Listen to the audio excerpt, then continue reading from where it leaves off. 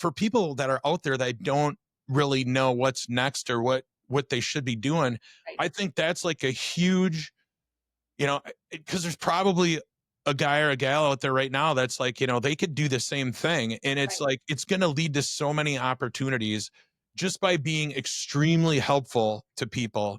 There's just natural connectors out there, and you are one of those people, so, Thank you. I mean, do you have any tips or anything for somebody? Like, cause One of the things I was thinking about at that point was doing something more independent. I don't think I had the courage at that point to say running my own business, but I definitely was interested in the idea of doing something independently. Like the things that had made me want to leave Turner Broadcasting were the little things that annoy everyone in corporate, the like having to be there at a certain time, not being able to leave until a certain time, like just that no control over your daily schedule, and like knowing that this person is making double what you make and they don't do anything.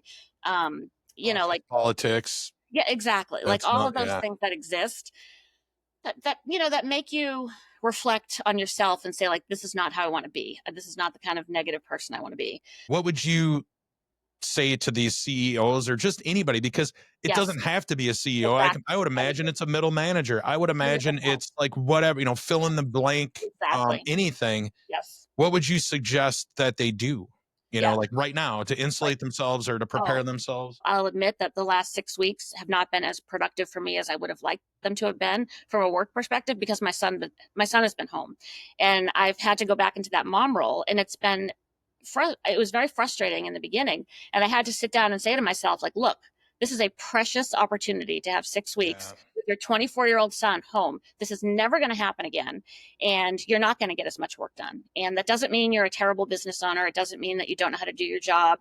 It means that you're balancing a couple things right now, and you've got to give yourself some grace. And I was not capable of that even 5 years ago. All right. Well, here we go. Week 5 of the Gen X Unplugged podcast. I'm Corey, and today I have someone new. Mike is somewhere in Australia, I guess. And Elizabeth wanted to jump on with me. So, hey, Elizabeth, tell us all about yourself, and we'll start there. How about that?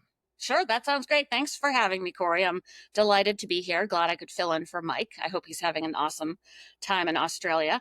And my name's Elizabeth Howell. I live in the Burlington, Vermont area. I'm a LinkedIn ghostwriter for CEOs, small business owners, entrepreneurs. And I also do some media work. I help people find podcasts that make good marketing opportunities for them. So, how to do guest pitches, how to, deliver in a podcast interview, how to set that up so that it's a good marketing opportunity for your business. And at the same time, you're serving both the host and the audience with a lot of good information. This version of my solopreneur venture is about a year old, and it took me a while to figure out my lane and my service. I've done a lot of things over the years, over the decades, so I wasn't exactly sure where to land. And part of that process was when I met you, and we connected over LinkedIn. And it was super great to meet you and to realize like, oh, this guy's kind of on a similar path here. We're about the same age, we're of the same generation. And being able to talk to you about what that looks like was very helpful to me. No, that is cool. And that's one of the things that I've liked about this podcast. And just, it's interesting when you just start throwing stuff out into the world, like how all of a sudden people will start to appear. I mean, there really is a build it and they will come component to all this stuff.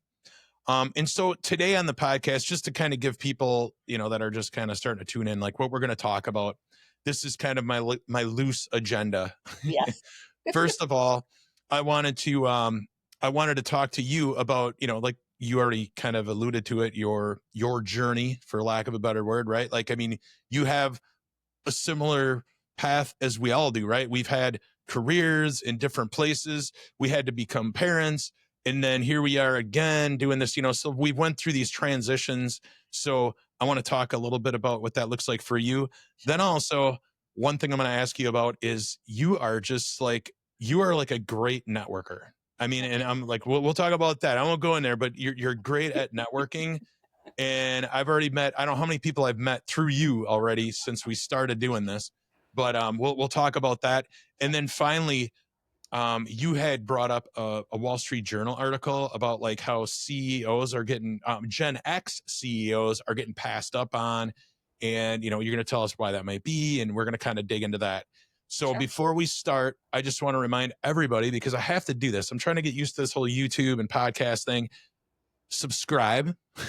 Be sure you to do that, because that's like the biggest thing, right? You have to Yeah. get to like 1,000 subscribers or something like that Yes. before you can even entertain much. And not that it's Yes. all about the money, but hey, we want more income streams. That's what it's all Of about. So course. Of course. subscribe. Don't subscribe if you don't like us.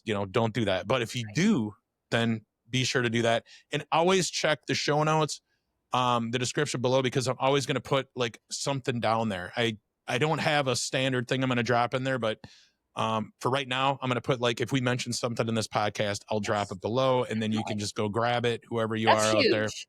That's Yeah. huge because so many people don't do a good job of that. And there's nothing more infuriating to a viewer or a listener than having someone mention, like, oh, I write this newsletter and it could be really helpful. And then they look and then there's no link to the newsletter. So you should also, Corey, mention your great newsletter, Redefining Retirement, because that is such a great resource that I know Oh, you spend a lot of hours on every week. And it comes out on Sunday mornings. It's something I always look forward to.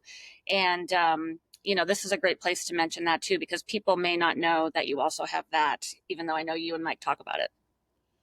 yeah. So there you go. What she said, and thank you for the plug. It's always nice Sure. when somebody else says it and you don't have to Yes. say it. And then the last thing I will say too, also in the description, if there's people out there that want to work with either Elizabeth or myself, I'm going to drop links to that. Great. For me, I'm offering like a 30-minute conversation now, because that's actually how Elizabeth and I met, Yep. and how that's grown. I can't even tell you. We'll talk about that more in the network, but I'm going to put those links below there too. So be sure to check that out if you want to talk to us, because we both can talk a lot. So Yes. if you, we have a lot to share. So if you want to figure that out for yourself, be sure to reach out. So let's start with, your journey, right? Because journey sounds so I freaking hate like, that word so I much. know, We need I another know. word. We need another word for I, that.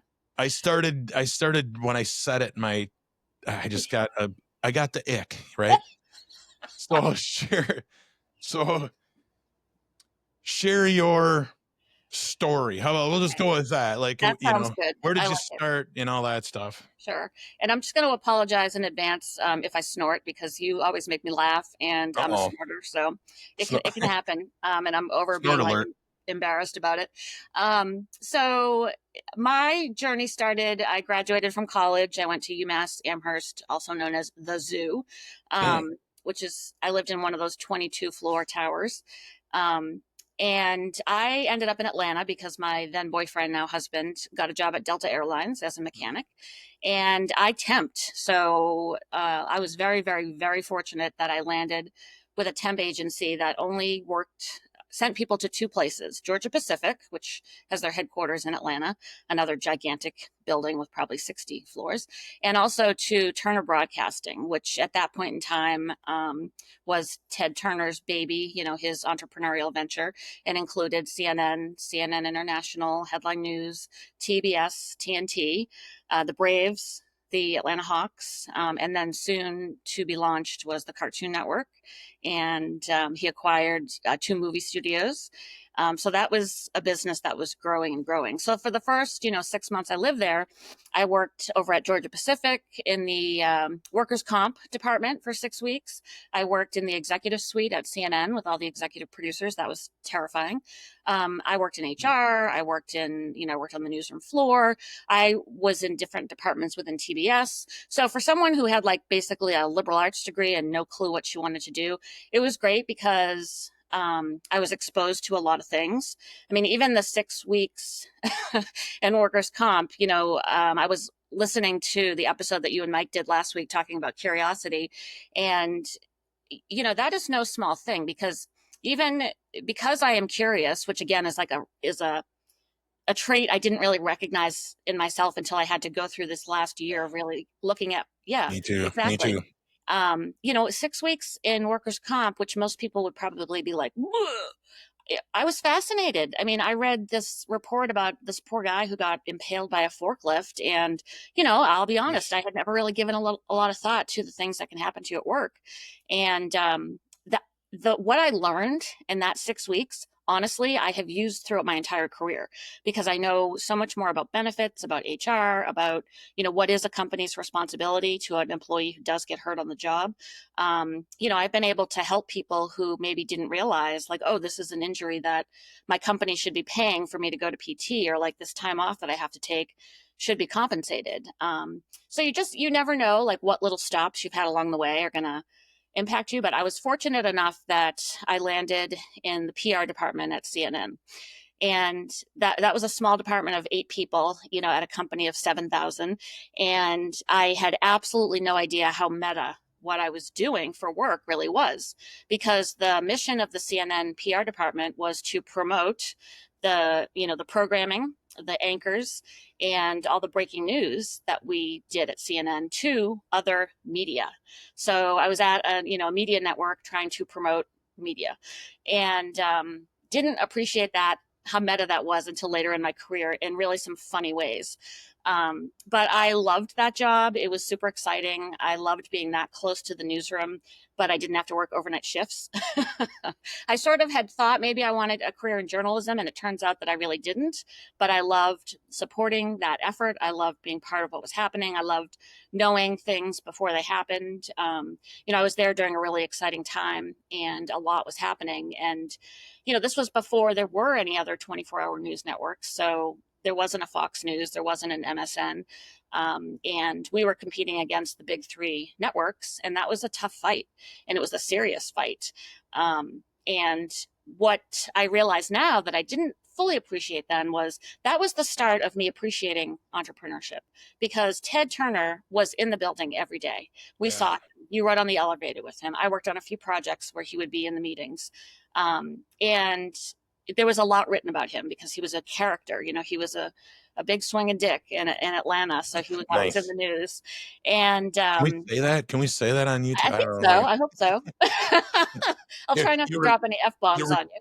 you reminded me of like an army story. Like I used to have this or not a drill sergeant, but a sergeant when I was in the guards, and he used to be like 10,000 swinging dicks coming over the hill, and it's like he'd always say that. But anyway, that's a that's a that's a totally different Yes, conversation. But yes. it just caught me. But No I'm worries. interrupting a great story about Ted Turner because that's Yeah, cool. That's yeah. great to be that close to somebody. I mean, that he was like kind of the Richard Branson of the time. If there's, I don't even know if, Totally. That's a great so analogy. That is a great analogy, because he was always creating things. He was always pushing the limits on what was considered to be like, this is the way things are done. And there were a lot of laws and regulations in place because it's telecommunications.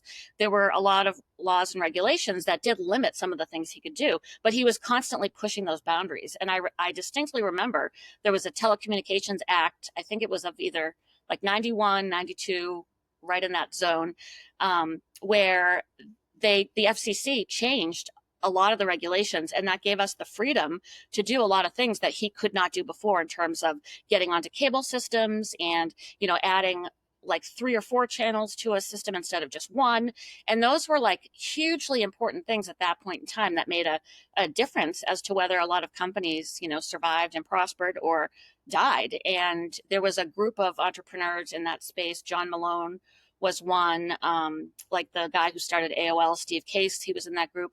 There was about 8 or 10 of them who were, again, big swinging dicks. And they were the CEOs, the entrepreneurial CEOs that everyone looked to. Today, like, they look at Elon Musk and Mark Zuckerberg and, all the others, because they were really pushing the boundaries of what was possible in media.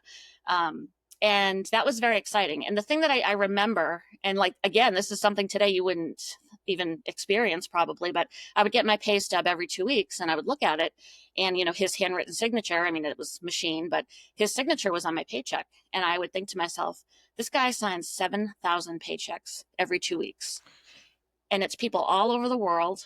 And that's a heavy responsibility to yeah, carry. it is. Yeah, it Yeah, is for yeah, sure. yeah. And So even though that was my corporate experience, and That's when I left, it was because I wanted to break out of corporate. That was born from an entrepreneurial mindset, and the way that he grew that business and the things that he added on. It was fascinating to watch that, because some of them were market driven, like the Cartoon Network was a market driven decision to add that property on and to create that media outlet. And it was sounds silly, but it was super fun. Like that week we got these adorable Cartoon Network pencils in our paychecks because he wanted everyone to feel a connection to that. And he bought New Line Cinemas, which is a movie studio. And 4 or 5 months after that, we had a red carpet premiere for a movie in Atlanta. I think it was one of the Billy Crystal, Jack Palance, like cowboy movies. Oh, I We know won't. what it is, and Yeah, I'm exactly. But we got to all go to the premiere. We walked the red carpet, and like that was a big deal. We were like yeah. young, and the other thing that was so fantastic, and then I'll stop. But we were 22, 23. We had just moved to Atlanta. We were dirt broke. And as an employee of Turner, you got 10 free tickets to the Atlanta Hawks games and 20 free tickets to the Braves. So I could park for free at CNN Center. And then we could walk from there to go to the Hawks game. And we were huge Celtics fans because we're originally from Boston. So we would go to see the Celtics, and we would go to see, the Chicago Bulls, and we would pick the games that we wanted to go to, and somebody was always willing to give away their tickets, people who didn't care about it or couldn't go. So we got to watch Michael Jordan play. I mean, we had a great time. Like that was going to an NBA game is great entertainment. So like to be able to do that for free kind of whenever you wanted to was a great benefit. Yeah, I had a few of those when I was working in engineering. I was in like middle management, so every once in a while my boss would get the tickets to the Timberwolves or the Minnesota Wild and Vikings tickets, so that was pretty cool. That was a good purse, but Yeah. nothing like nothing like all the movie stuff though. Like, I mean, we'd get like a pizza party and a pizza and beer party. That's something you don't see anymore. Like, True. it get kind of wild too. Like, Yes. and it's like, Yeah. you I think I remember we got like a new accountant, and she like freaked out. She's like, there is no way you guys should be doing this. This is dangerous. You get sued, like everything that started happening in the 2000s, right? Like in the 90s, it was like, woohoo, Exactly. we shipped 1 million this month. Right. We're going, and Right. it's like, so, and by the way, the movie City Slickers, I was like, Yes. oh my God, I knew Yes. it. So great, Yes. actually a great show. I almost should go back to that and watch it again Yes. sometime. So from CNN, now there's another block of your life that I imagine that's coming up. What was that? So we were there for about 4 or 5 years in Atlanta, and we were getting to the point where we wanted to buy a house. We knew we were probably going to start a family at some point, and we had to really ask ourselves, did we want to do that in Atlanta? And the answer was like a hard no. It was just, the city was growing. That was before the Olympics were in Atlanta. The Olympics had been announced, but it hadn't happened yet. So the city was growing by leaps and bounds, and even since I've left, it's 10x the size. And so like traffic was always horrible. You had to really decide, is this the place where I want to raise my family and settle down? And all of our family lives in Boston, in the Boston area, and we knew we didn't want to go right back and live next to family. So we picked Vermont, and luckily Paul worked at Delta, so we had passes that we could use to fly up and kind of check out the area. And it was his like fantasy to always live in Vermont because he loves the mountains, and his parents have a little camp in the Northeast Kingdom, which is the most rural part of Vermont. So we had to establish that was definitely not an option, because like this is just when the internet is starting, so you would be really remote. So we came up here, and like miraculously I got a job like that, which was very strange. I did some networking, and it was such a funny experience to look for a job when you already had a job compared to the experience of trying to get a job before you had a job.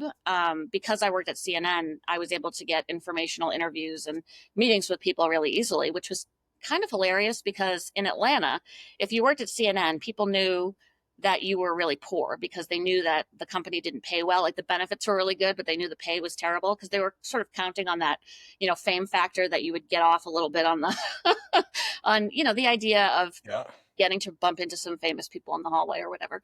So I got a job at an ad agency. And this is where that whole concept of I didn't understand how meta what I was doing was, because my boss hired me to be the PR director, but I don't think he really knew what that meant, because I started, we moved, um, and we had a great group of friends down there. And one thing I'll say is that I didn't really appreciate how hard that was to recreate someplace else. But anyway, so we moved up here, and one of the clients they had was Norwich University, which is the oldest military college in the United States. And it was about an hour from Burlington. It's a beautiful campus, obviously very historic.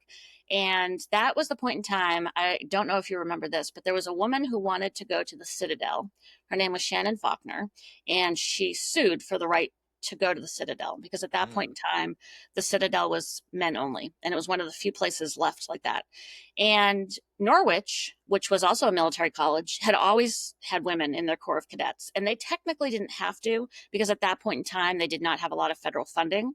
So to me, like, the timing of when I moved there, Shannon Faulkner, it had taken her about 2 years, but she had won her case. It went all the way to the Supreme Court. It was on the cover of every newspaper.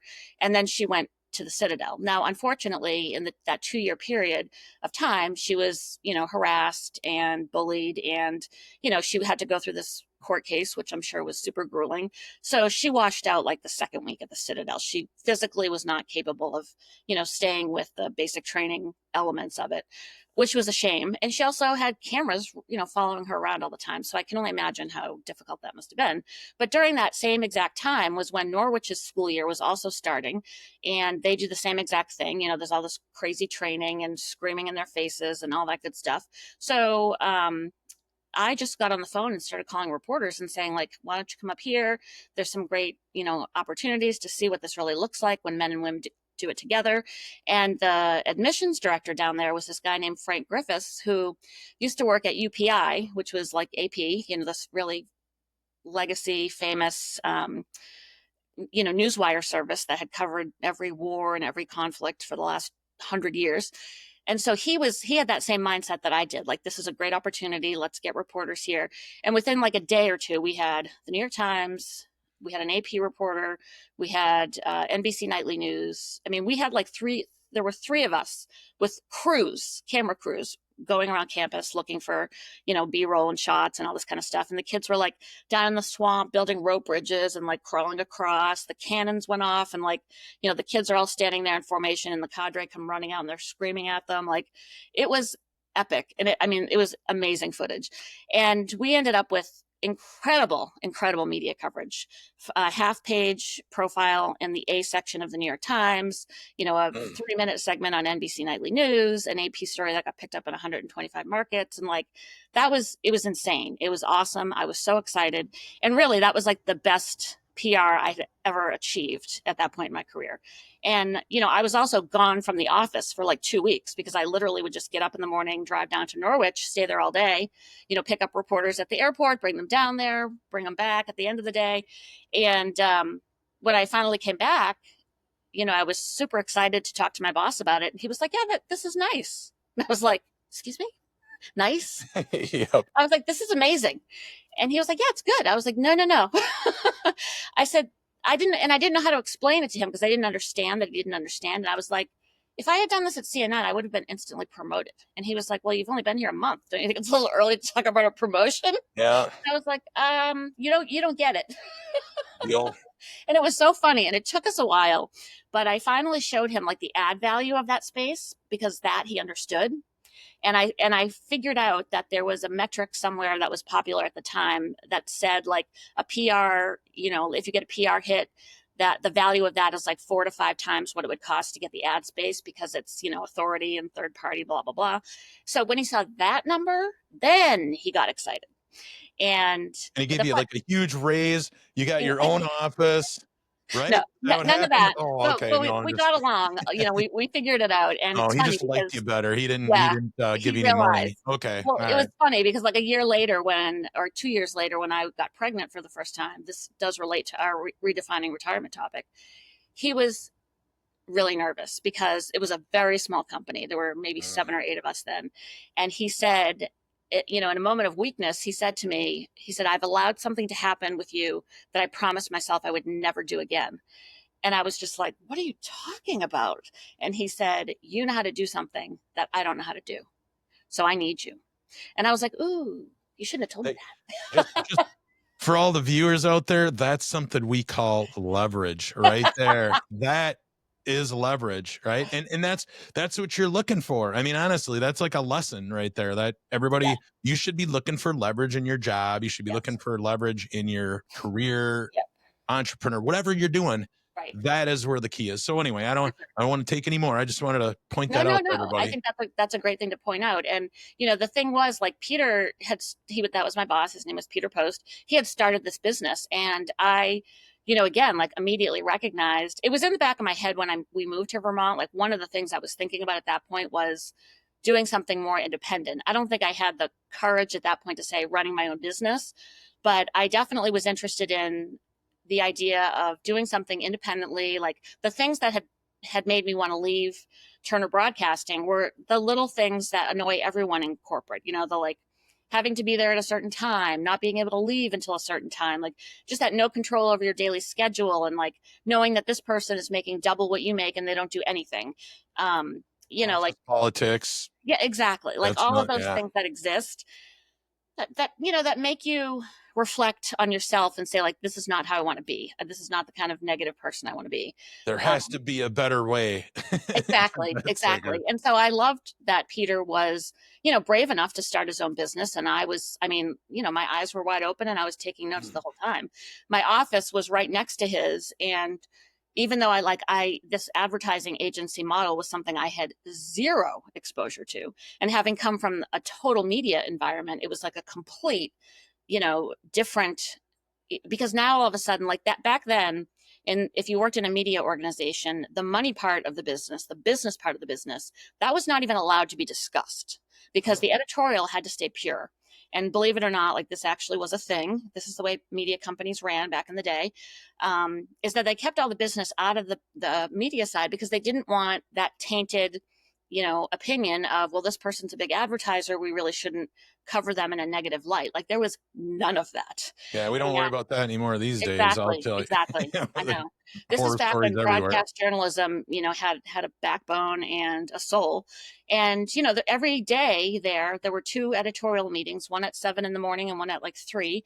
And there'd be somebody from every department, obviously heavy from the news gathering department, but we always had a PR person there. There was always somebody there from sales, and they would talk about, what's our angle? How are we going to cover this? Like, what is the most important thing that our audience needs to know?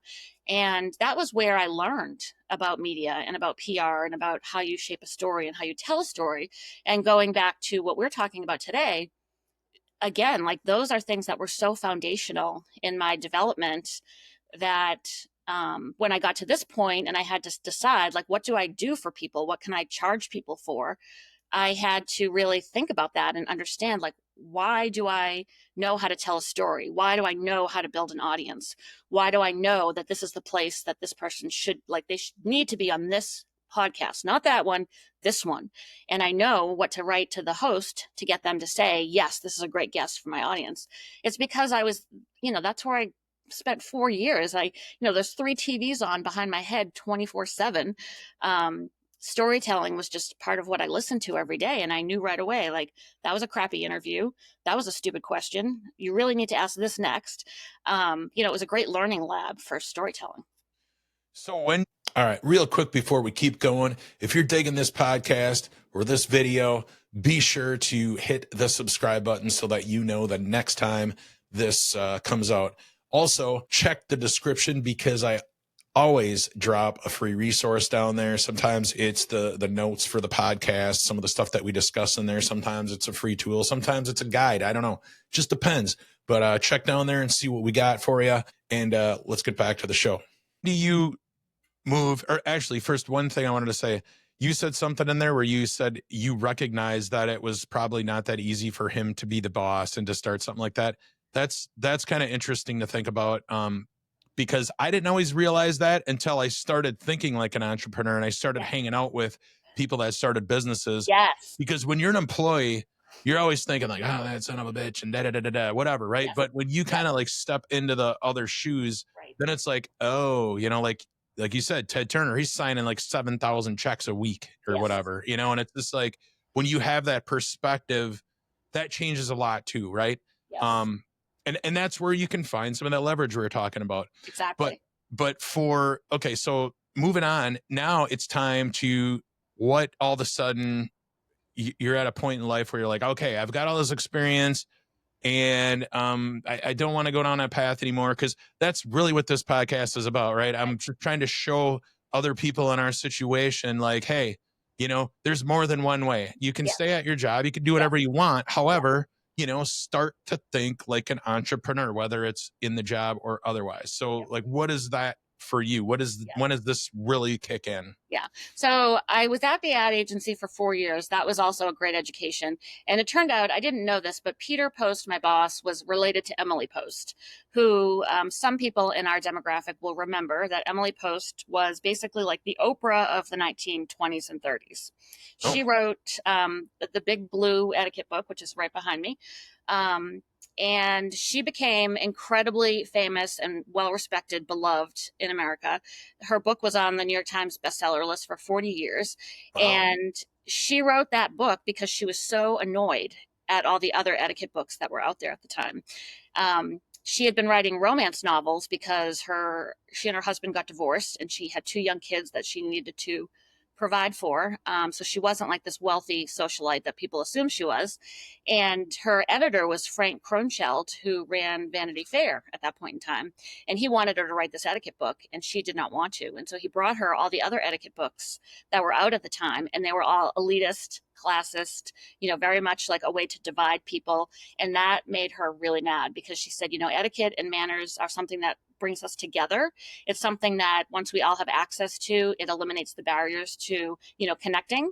And that's what matters the most. Damn, And like that. basically, yeah, I mean, her whole philosophy, the way we articulated it, in the 2000s was manners are based on guidelines that express principles, and the principles that we're talking about here are honesty, respect, and consideration. So if you are trying to do something in a situation and you don't know what to do, if you think about operating from those three principles, 9 times out of 10 you're going to do the right thing. And what fork to use doesn't matter at all.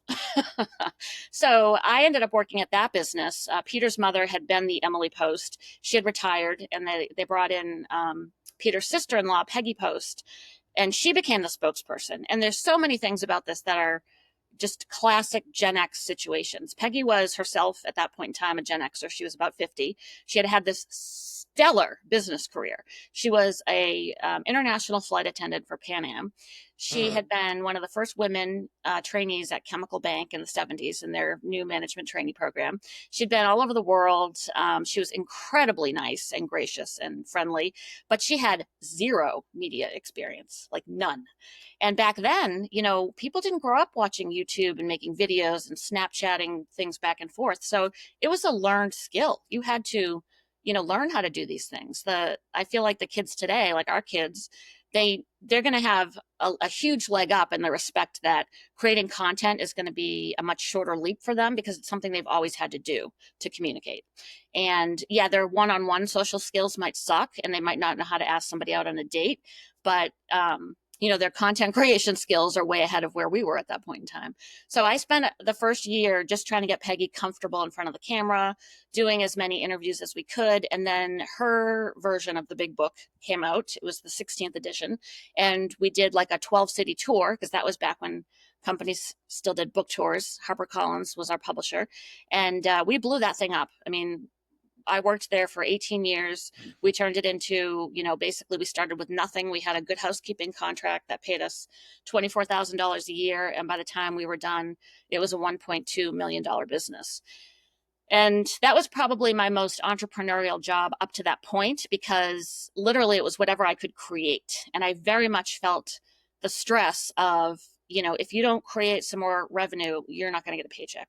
And, there were times when I took pay cuts. And what ended up happening in the long haul was they kept adding more family members to the payroll.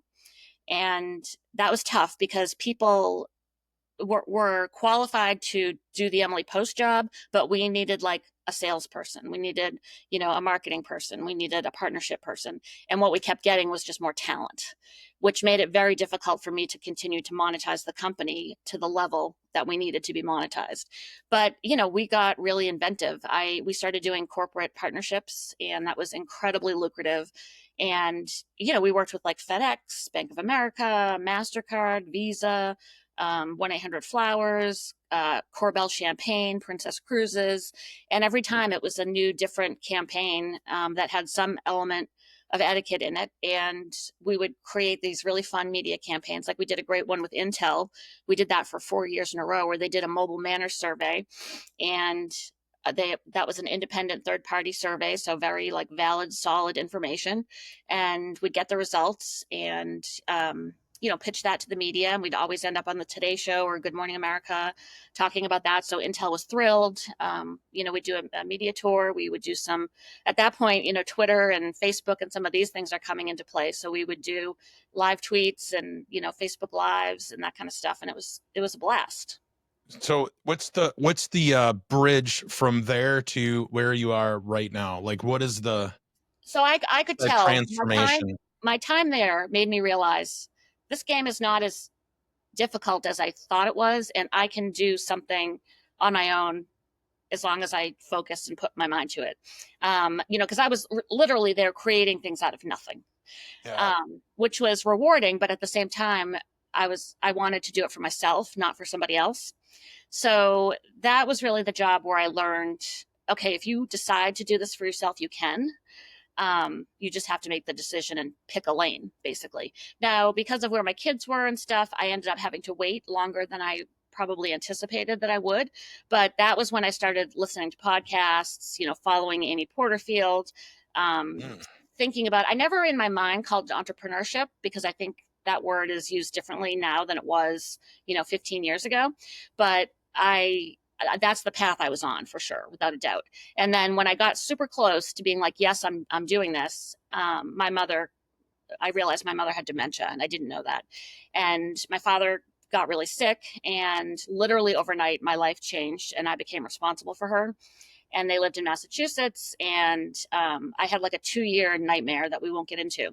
But I had to put that whole thing on pause, because suddenly I had a job that I had not signed up for, that I didn't really want, but no one else was going to do it. So well, I had to.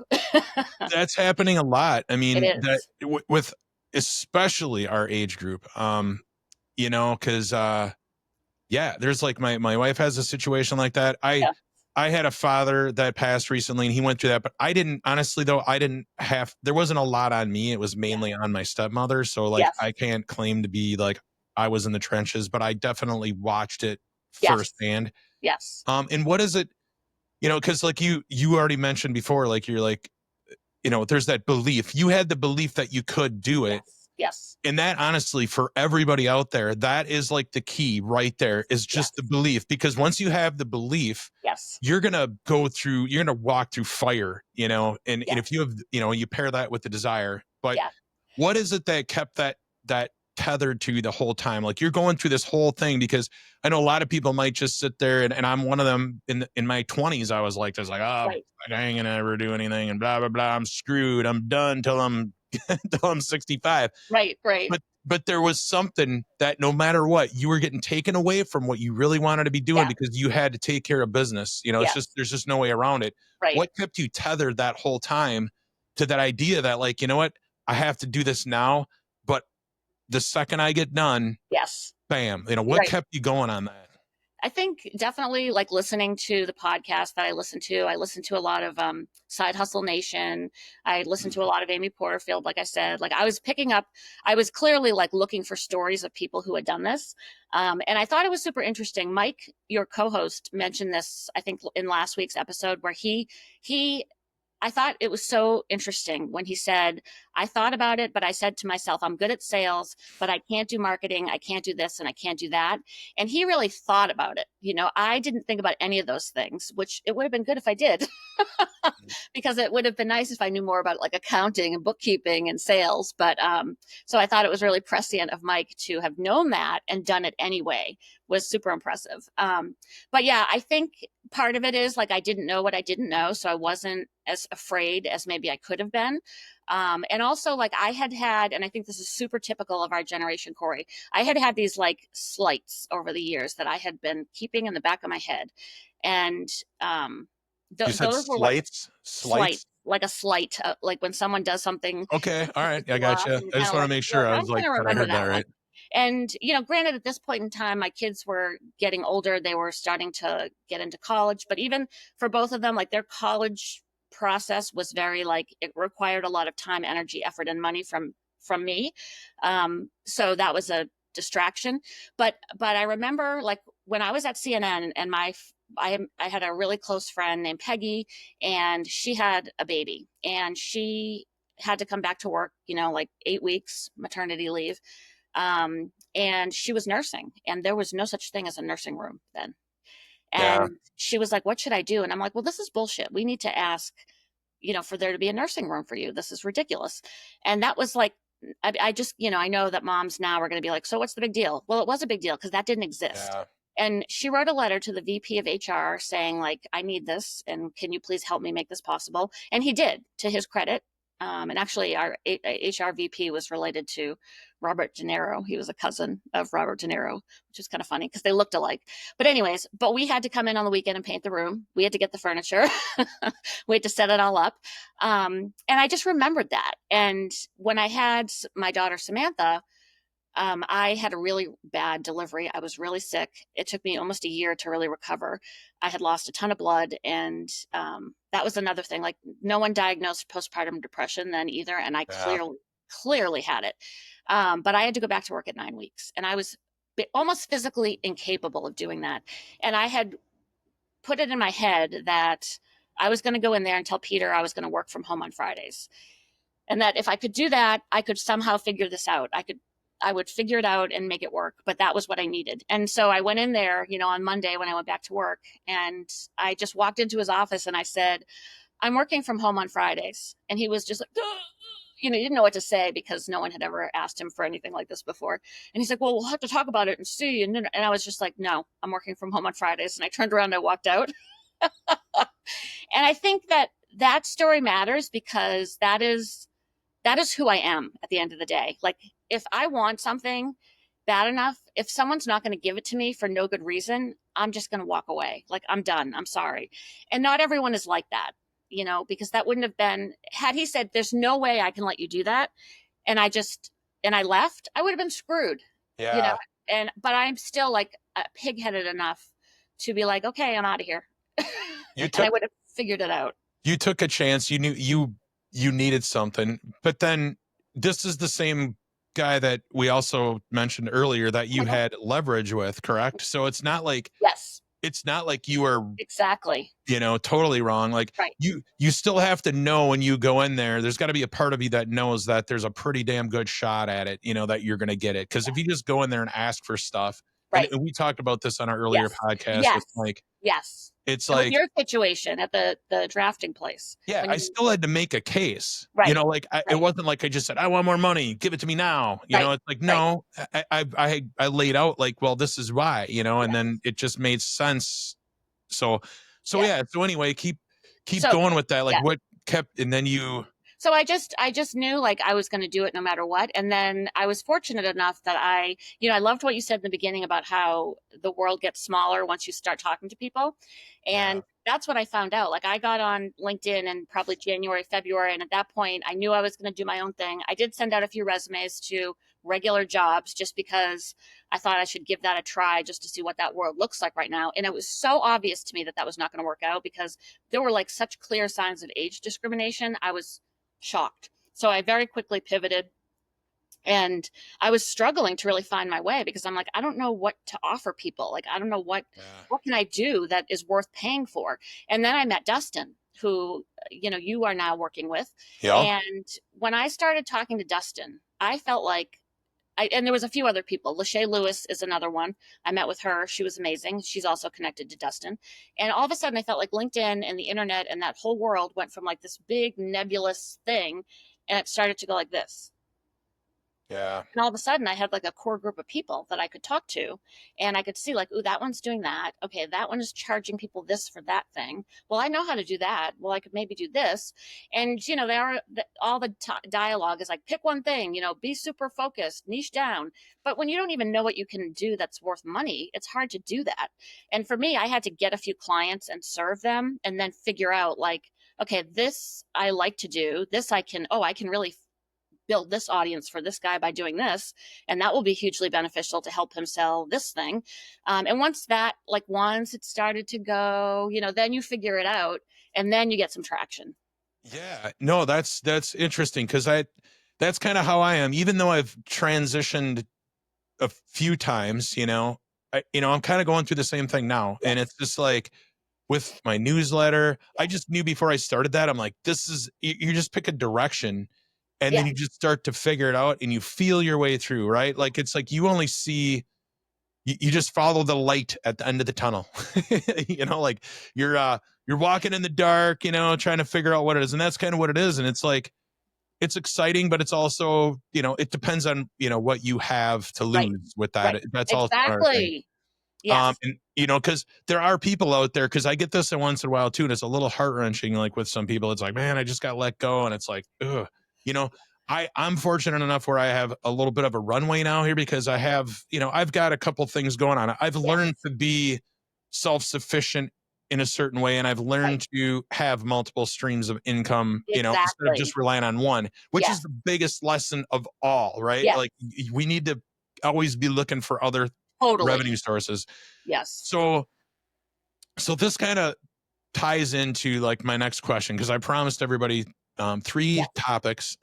So topic number 2, you are like you're one of those people. I know another person in the city that I live in. He's the same way as you are, but you're like the internet, or I should say the LinkedIn version of this person, where you just like connect everybody. Like all of a sudden you'll just get like a message from Elizabeth one day. It's like, hey, I just met so and so.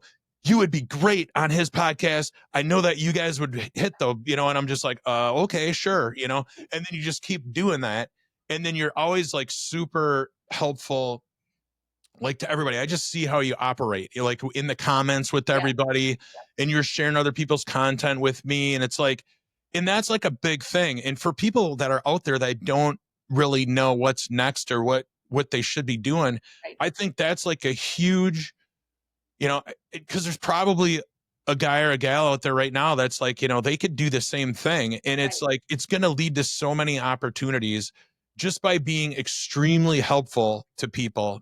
There's just natural connectors out there, and you are one of those people, so, Thank you. I mean, do you have any tips or anything for somebody? Like, cause, Yeah. how to Yeah. think like that? Yeah. It's funny. People always, they either think like that or they don't, but luckily it is a muscle that I feel like Mhm. you can develop. And thank you, Corey, for saying that. I really appreciate that. And I do try to do that, because that's how magic can happen. I mean, I did so many deals at Emily Post, because I was able to put a few things together that on the surface looked like they wouldn't go together. And if you help someone out, if first of all, it feels good. So like if you've had a crappy day and you've made 10 sales calls and had no sales, if I can help, my friend who has a podcast get an awesome guest and they're excited, that's going to make me feel better.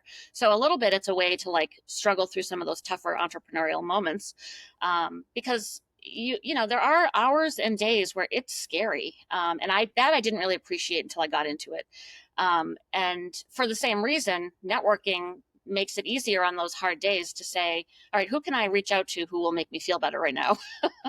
Who can say to me, because when you meet someone and they admit to you the hard parts, that's when you know you're dealing with somebody who's real. Yeah. And the LinkedIn comments is really what does that for me. And it's funny, I'm in this great community with Chanel Basilio, her Growth in Reverse newsletter community. Even though I don't yet have a newsletter, she's graciously not kicked me out. But we did a LinkedIn challenge in January, and the the metric we chose to track was percentage of growth in followers, because some people in there have 500,000 followers, some have 10,000. I had like 1,200 when we started. And Chanel said, this will be fair. This is a something we can measure that's fair. And within 2 weeks of starting, I was winning. And I was like, what is happening here? How is this possible? Because everybody else was posting 5 or 7 days a week, and I was posting 3. Because I'm the kind of person who doesn't want to put something out unless it's quality. So the most I could do was 3. But I do tons of comments, and I didn't even really realize it. And this is another like thing of our generation, is that you're not good at recognizing your strengths because you were taught to not talk about yourself. And for our age and for being entrepreneurs, that's like the worst thing you can be, is not good at talking about yourself. So that's a skill I've really had to try to work on this year. But Chanel was the one who said to me, she's like, you're a beast in the comments. Like, look at you. And I was like, oh, am I? And she's like, yeah.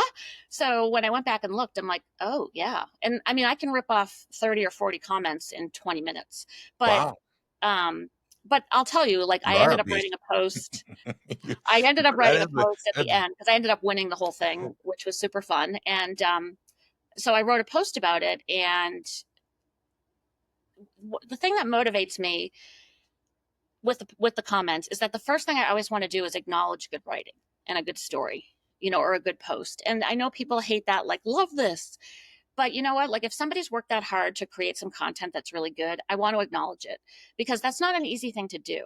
And to do it consistently is even harder. And that's never going to change. I don't care how many tools we have, how many AI apps we have to make it easier. To do a podcast every week is a grind. It's hard. To put out a newsletter every week is hard. And I'm gonna push back on that a little bit. Yes. Only because it's like, yes, it is. I mean, some weeks you're just like, I don't want to do this week. I'm just gonna, but I can't skip it. But here's the thing that makes it easier. Yes. It's like with anything, like every time I start something, whether it's like if I'm going to do a diet or an exercise program, or when I went through a big growth phase in my business, you have to do something. Like you have to fight through the not wanting to do it and get it to the point where you've done it so often that it just becomes, there's like a momentum to it, right? Like I think I posted about this like a week or two ago about this. And basically it's like I have on my phone, I track my calories every single day. Wow. And I've done it for like, I don't know, I'm like at like 1,400 or something. Yeah. Not that it's perfect every single day. Some days I do put like a cheat meal or cheat day because I went out with the friends for a weekend and I just ate like a pig and drank way too much beer. That happens. Of course. Believe it or not. Less and less as we get older. Yes. But I always try to do that same mindset in my business. Like right now, I am going into this phase with like YouTube, right? I've got it with my newsletter. I'm like locked in. Yes. There is like a momentum. Like it hurts if I don't release it on Sunday. Like if I'm not doing it, it's like I have to do it, right? So that system, you could call it, like pulls you through instead of having to make this decision, right? So the more that you do it, the bigger the momentum and the pull becomes. And that's what I'm going to try to do with YouTube right now. I'm trying to figure out like, what's my pace? How much can I release so that I just get into the flow. So I would say that it can, you just have to grind it out, 20 days, 30 days, whatever it is, get to a habit where it's going to hurt to not do it. So, well, I think you bring up something super important. That is the difference kind of between like where you are in your business and where I am in my business. So I have picked a lane, I've built a service. I've served some clients, I've delivered some great results, and now I really want to start a newsletter. I want to write about LinkedIn, and I want to combine it with, talking about LinkedIn and podcast guesting and how those two platforms together are incredibly powerful for people like us, small business owners, entrepreneurs, solopreneurs. But I need systems and organization and that momentum, because I can tell like I'm a little bit like, I am not as tight with everything as I need to be. And I feel like that's okay. Like it's the process. And this is the way that you get there. And I've talked to a few great coaches and people in our podcast community, like Lauren Apple, who she's like an organizing guru, and she helps people with VAs, and she talks a lot to moms who are business owners, and she's got 5 kids. So she's organized. I'm talking to her. Yeah. And I can tell, You like, have that's to the be next thing I organized need with to 5 do. kids. Yeah, Wow. exactly. It's crazy. There's so many people in there that have like huge amounts of children. It's crazy. So that's my next thing is I need to systematize, I need to tighten everything down. And then I feel like I can make that kind of a commitment to a newsletter. But I think that, getting where you are, a lot of people don't get there, and it's hard. So, don't not acknowledge that that's a skill that you've built. It's a muscle you've built over time, and it's really impressive. You just have to move forward just a little bit every day, right? Like, because the Yeah. worst I've felt is if I haven't done anything. Yes. And that's based on the last 12, 13 years of being an entrepreneur, Definitely. right? Like it's like those are the worst days. At least if Yes. I get up and it's like, you know what, I made a crappy video, or that was a Right. crappy post, or Right. wasn't great. You still did it, and you Exactly. move forward, and Yes. you just have to grind through it. You And do. I'm a big planner too. Like this whole thing Yes. with the YouTube, I've been procrastinating about it for like months. I've dissected, I don't know how many people's videos, like, oh my God, how are they doing this? And they're okay, they do this structure and they have this script. And it's just like, so finally the other day, I'm just like, I'm just gonna hit play and I'm gonna try to do the script that I did, but at the end of the day, I just want to be natural. I want to Yeah. just be like as natural Yeah. as I can. Yeah. And then I just got to start pumping stuff out so that Exactly. I get Getting the reps used to out. it. Yeah. Yes. So I Yeah. build up the muscle. And that's really Yeah. what everything is. It's like with the Yes. newsletter, I didn't have a perfect plan at the beginning. I Right. just like, I'm just going to talk about all the jobs I had over the course of my life. And then Yes. that just kind of like started pulling me into a direction. Exactly. And, Exactly. and that's Another the biggest person who does advice. that really well is Kristen Kenzie. She has a great newsletter called Drunk Business Advice. And the Nice. reason why it's so funny, you'll love it. I should sign you up for it. So she thought she was going to be writing stories about other businesses, but it turns out she's just I think she just had her year anniversary. She's writing stories about her past business experiences because she's able to like extract lessons that are really relevant to people today, which is very similar to what you're doing in some regards. But going through that process of like archiving your own personal history to find those stories is super important, and it makes you better at what you do. Yeah, it's like I'm trying to embrace the the build in public, Yeah. the old Yeah. show your work. Like I'm Yes. really trying to embrace that. Yes. I've heard it from a lot of different people out there as a way to just do this, Yes. because it's definitely, it's very effective, and Yes. that's what I got to get better at for sure. Or at least that's the the the sword I'm sharpening, for Definitely. lack of I a think better that's word. great. Yeah. And I just Yeah. found her website, so I'm like, okay, I'm gonna be on that for sure, Oh, because you absolutely. She's what a fantastic. great title. Like, I Yes. mean, how do you not want to? I mean, damn, Exactly. I'm so jealous when I come across like I awesome know, right? ideas. I'm like, it's like God, she just nailed it. Yes. Um, Yes. so the last thing that we'll talk about, because I Sure. definitely want to hit on this, is Mhm. the CEO, Mm. Gen X CEO thing. And Yes. yeah, so I'll just let you talk about it. Like, you Sure. just go into it and tell us what you learned Yeah. here. There's a topic that Corey and I have talked about a lot. And it's probably one of the reasons why I picked up on his content right away when I saw him on LinkedIn is that, the idea of generations is a concept I have thought about. That is something I know I've thought about for a long time. And it wasn't until I was probably in my 40s where I realized, like, hey, wait a minute, our generation is smaller. We've got the baby boomers right above us, and they're huge and the greatest generation and powerful, and they have all the money and blah blah blah. And then underneath us, you've got the I don't even the millennials. Is that what it is underneath us? Yeah, I think so. Pretty sure. But they're also huge. By comparison, our generation is much smaller. And what was supposed to happen is all these baby boomers were supposed to retire, which meant in theory that like we were gonna those jobs that were above were gonna open up for us so that we could have that normal career advancement that they had. That didn't happen because those folks didn't retire Yeah. because they got to that point, that pinnacle of their career, and they were like, this is great. I have an executive assistant. I go on nice trips. I'm on a few boards. They're living longer, they're healthier, they're like, Exactly. why would I want to stop now? So totally, Exactly. I can't Can't blame them. That's what I'm trying to do. Exactly. Exactly. That's what I'm And like trying to do. but the problem is for us is that has limited our growth potential. It's limited our wealth generation potential tremendously. Interrupted our upward mobility. And I really think that this has a trickle down effect to the generations today that, can't afford to buy a house. Yeah, And, I've heard that.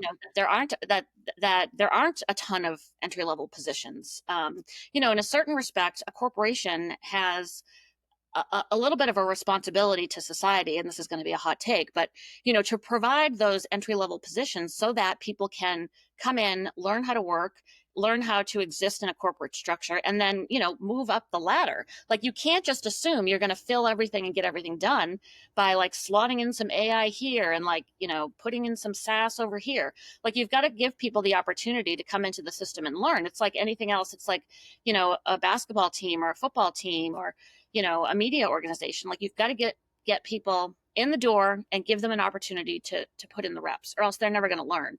And so I can point to several little points in history along the way where we have been squished again by these two generations. And my husband is sick of hearing it. You are like fresh ears, so I can, bat that around all the time with you. But I thought it was really interesting. There's a couple of writers that I follow on the Wall Street Journal because I do write for some CEOs. So there's some topics I want to keep up with. And there's a writer that I follow named Callum Borchers. He's a younger guy. He writes about the workplace. And this article came out last night when I was up trying to fix my son's flights. And it's called "The Gen Xers Who Waited Their Turn to Be CEO Are Getting Passed Over." And I saw that headline and I was like, oh my gosh, yes. And the subhead is "More companies are holding on to older leaders or passing over a generation in search of the next ones." And it goes through all of these examples of how, like, it plays out these different scenarios, how, like, if you're 55 and the CEO at your company is 65 and he's going to stay another 5 years and you think you're in line for that job, guess what? You're not, because the 44-year-old is. And they're going to take that person over you. And I was like, oh my gosh, like, this is a very specific example of my theory, like, in action. But to think that, like, even if you've waited around that long in a company, if we were the types of folks who stayed at companies forever, and to think that you're lining yourself up for this, and then to have that happen. And the other thing that I thought was super interesting that he pointed out was that a lot of the CEOs who are Gen X CEOs, and this is exactly the case with one of my CEO clients, private equity ownership comes in, and then they're like, you're still the CEO, you've got the paycheck and all that, but to have a PE owner is a heck of a lot different than just being the CEO of a company, because they are putting a ton of pressure on you as the CEO to perform in a very compressed time frame. Because what do they want to do? They want to make their money and move on to the next thing. So, my client who lives under PE ownership, she does this eye roll that cracks me up. But it is like, there's so much in there, so many issues tied up in that one eye roll that relate to that, having to operate under that kind of pressure. I might have missed this, but what exactly is PE? I missed. Oh, I'm sorry, private equity. So private equity. Okay, I'm sorry. And private equity, like, because of the way the economy, this ties right into it, because of the way the economy and the stock market has changed, a lot of, like, the venture capital and the private equity folks who used to be investing in stocks or mutual funds or, building their own funds, they're now buying businesses and saying, like, okay, I'll take this little e-commerce place and, 3 years from now, we'll 10x everything and then we'll get out. Well, yeah, but think about what that does to the person who's in charge. Like, they have to, rather than like having a board of directors that they manage and they come up with goals together, the private equity owners are coming in and saying, like, no, we want this 3x and that's the only goal we care about. So you need to, focus on that. And if you've waited 10 years to be a CEO and you've got, like, your philosophies and your management principles, and this is the way you like to do HR and this is the way you like to do that, like, forget it. You just got a bigger and meaner boss. Yeah. So, that's, I don't know. The more I hear these stories, I'm like, I feel grateful that, like, I started feeling this way, Yes. back in 2005-ish or whenever it was, that I started thinking about different ways. Yes. So what is your, like, takeaway, or what would you say to these CEOs or just anybody, because it Yes, doesn't have to be a CEO. exactly. I would I agree. imagine it's a middle manager. I would imagine 100%. it's like whatever, fill in the blank, Exactly. anything. Yes. What would you suggest that they do, Yeah. like right now to Right. insulate themselves or to Oh, prepare themselves? 100%. And I'll tell you another sort of inside story is that of the high level people that I serve, doing their LinkedIn content and their growth strategies, um, a lot of them are in a corporate structure. And part of what they ask me to do is read through their DMs to make sure they're not missing anything that they should be responding to, something that's like a media request or, somebody that wants to meet with them that they miss because a lot of them don't have time to really go through their DMs. And I can't tell you how many messages, Corey, I see from people who are our age who write to someone they don't know and say, I'm making 500K. I've got a great package. Like I've been here 20 years, but I hate what I'm doing. Could you Yeah. talk to me for 15 minutes about what you're doing? And I'll go look that person up and they've got nothing on LinkedIn, nothing. So, my advice is like today, you need to be out there with some content. And that's a Yeah. hard truth. Like that right there is a hard truth for a huge percentage of our generation. And it's hard, but it's doable. And reach out to people like us because we know how to tell you how to get started. But you've got to put yourself out there. You've got to put your ideas out there. And it is hard, but it gets easier. Like you said, with the YouTube, you do it more, it gets easier, it becomes a habit. If you have nothing, if there's no online footprint of you, you're not getting anything. Like you're even applying for a traditional job, forget about it. This is so, and I know better, and I made this mistake the last 10 Yeah, years. same. Because I had I had the fantasy football blog. I had Yes, the this people have heard this a million times. My music marketing. I did yes, my own music, and I did all this stuff. I did yes, all the social. I did the video. I did all yes. of it. Yep, But then when I started my Google Ads business, it's like, I just didn't do it same. for Yeah, like 10 years. I'm yeah, like, and then a couple of years ago, I'm like, what am I doing? Like, right. what did I did the why did I exact same not thing. just do any of that stuff? So like, Yep, that's part of what my resurgence is now. It's yes, like, because I've watched these people yes, on YouTube. exactly. I've watched these people in different areas of social. Yes, I'm like, oh my God, I could have yes. so easily done Yes. that. Yeah. But And we're more motivated because of that experience. We yes, know. I mean, that's I had a very very true. similar thing where I created a property called She Rides, I Pay, and it was a blog and it got picked up in the Chronicle of the Horse, which is like the Sports Illustrated of the horse world. And then I had a little store that I took to horse shows the last few years that my daughter was riding in high school. And I had some marketing clients on the side and I let it go. I got too busy and I let it go. But one other thing I wanted to share with you, Corey, and share with folks is that I picked up this little booklet. It's a Harvard Business Review Oh, article Peter from Peter Drucker. Drucker from a long time ago. And I heard Dave Gerhardt from Exit 5 mention this. And this is one other point I really want to make. So Dave Gerhardt, Exit 5, he's that younger generation. He benefited from something else that our generation did not have, and that was luck.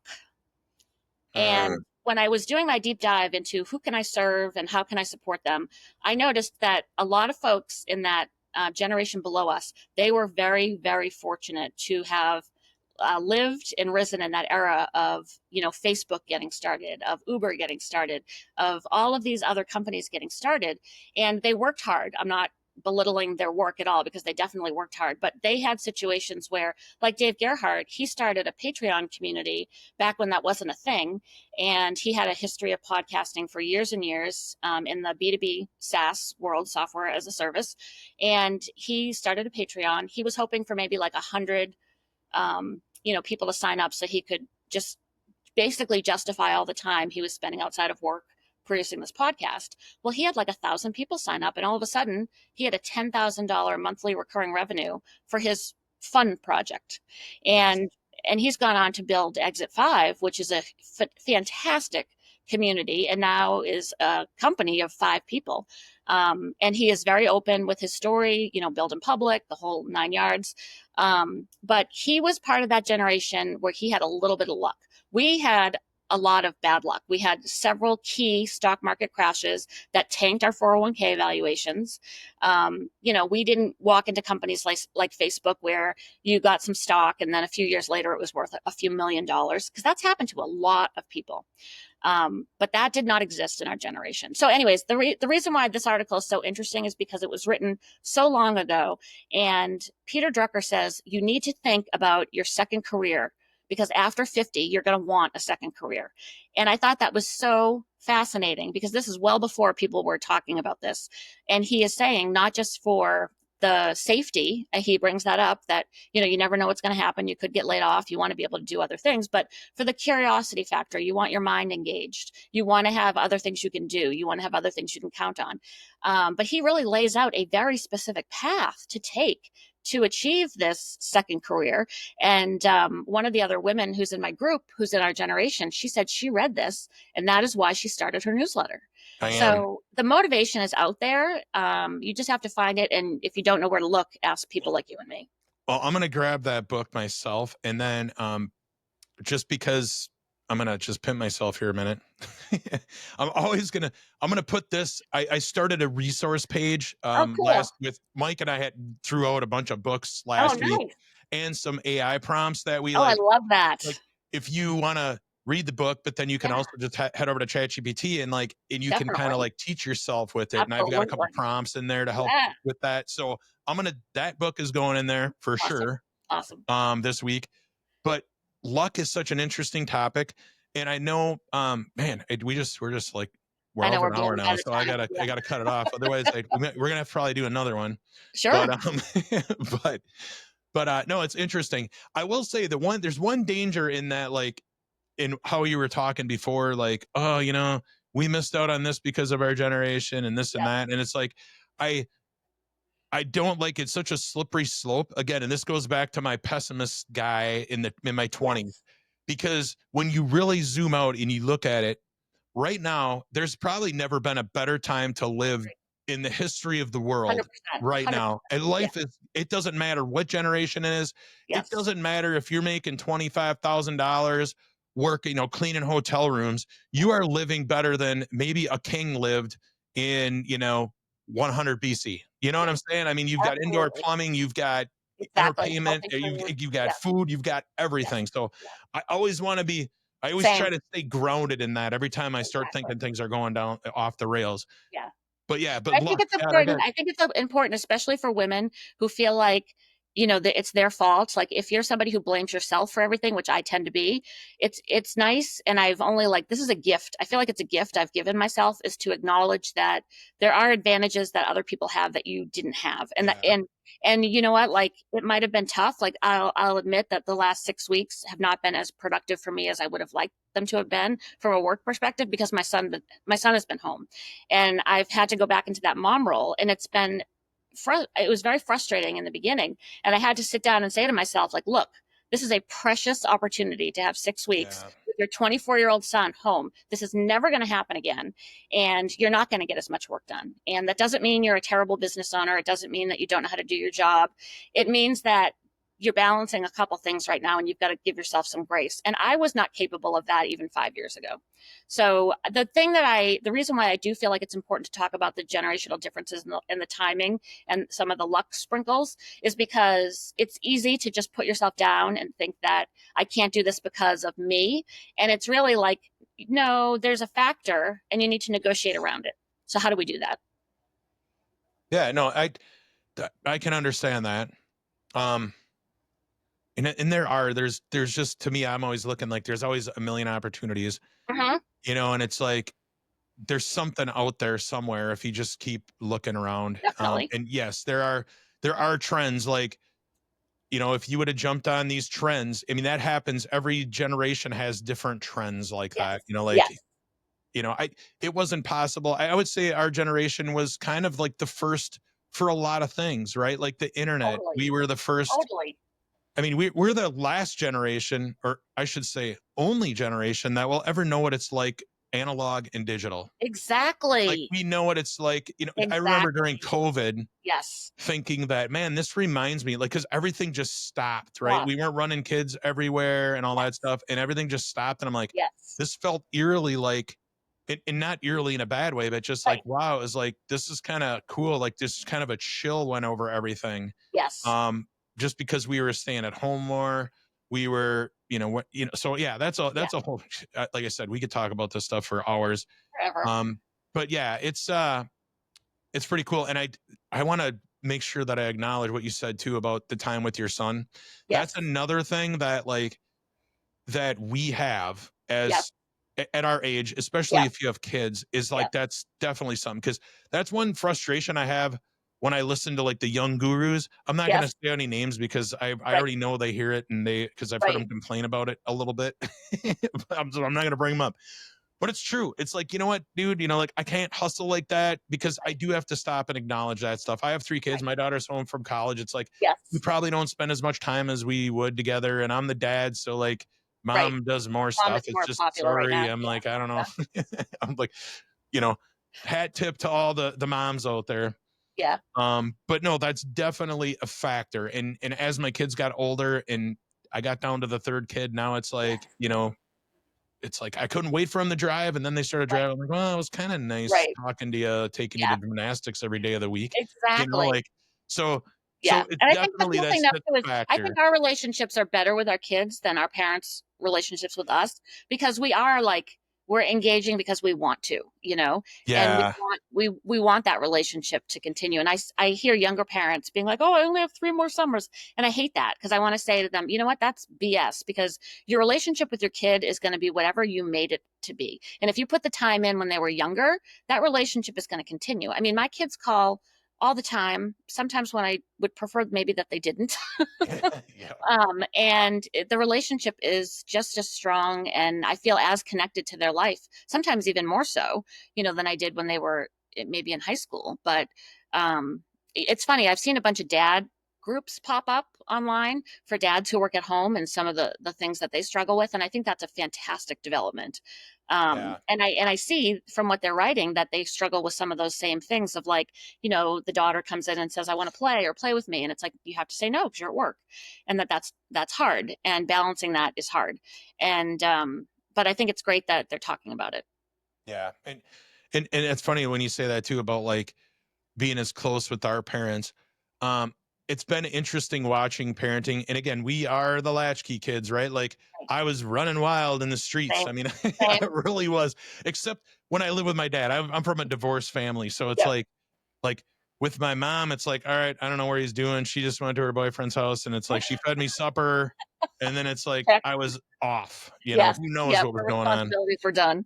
My dad was a little more controlling, like, hey, you better be home by 10, Yeah. and I was even in high school. But definitely there wasn't the same involvement necessarily. Not necessarily their fault. Who knows it? They were Right. going through different things. Exactly. Their parents were Ward and June Cleaver. They Yes. had the Yes. mom. So now they had the old school family dynamic. Whereas, like, now it's like, well, mom has to work now too. So it's kind of like Right. everybody for themselves, Right. like, get out there. And it's kind of just the way it was. Daycare is raising us a little bit more than they Right. were in previous generations. Yep. So yeah, it's definitely something. And that's when I started having kids, it was kind of something I was very cognizant of, like, Yes. being able to. So it turned out to be a good thing. Yes. And just for the record, I don't hate my parents. I see that every once in a while, like, I'm on, like, Reddit, and I go into Yes. some of these Gen X things, and like, I hate my parents. He Oh, never cared about me, and now he wants me to go to the funeral. And I'm like, whoa, my whoa. word. It was Yeah. never, Yeah. it wasn't like that. I had somebody, one of the most interesting compliments I've ever heard from somebody before is, I had my stepmom, she had brothers and sisters. And I remember one time we went to this wedding. I was about 24, 25 years old. And I was just hanging out with my dad like I normally do. Right. And one of her brothers goes, man, it is so interesting watching you and your dad. He goes, you guys, like, act like you're friends. You don't even, like, you don't, like, he doesn't act like your dad, and you don't act like his son. He goes, it's just really interesting. And I know, like, took me back. I'm like, wow, that is really interesting. I never would have Yep. thought about it. Right. But after I was, like, I would say 18, 19 Yep. years old, Yep. it just shifted. And it's like, yeah, I was just kind of like, I just hung out with my dad. I didn't And really. that's earned. You know what I mean? Like that's an earned relationship, and that those are the relationships that are good.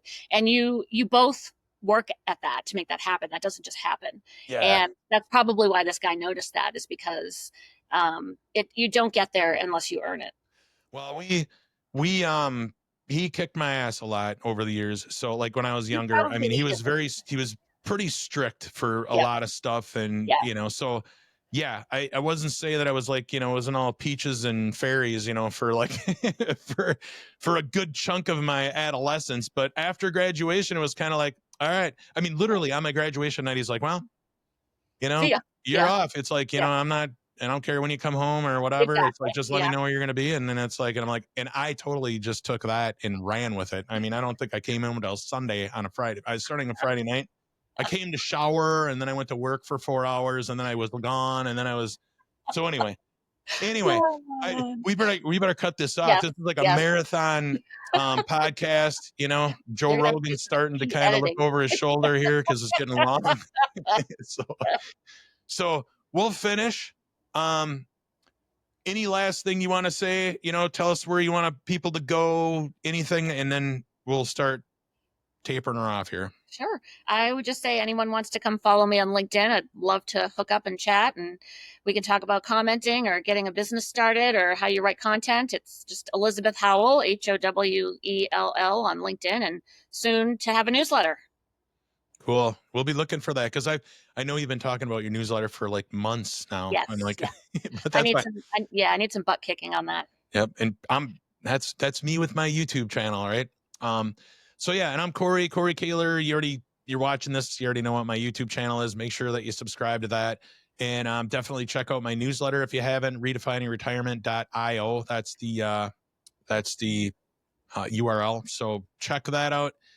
And yeah, thanks for watching. If you've made it this far, I mean, I can't express every time I put content out there, and I've done music podcasts, all the stuff, made my own music.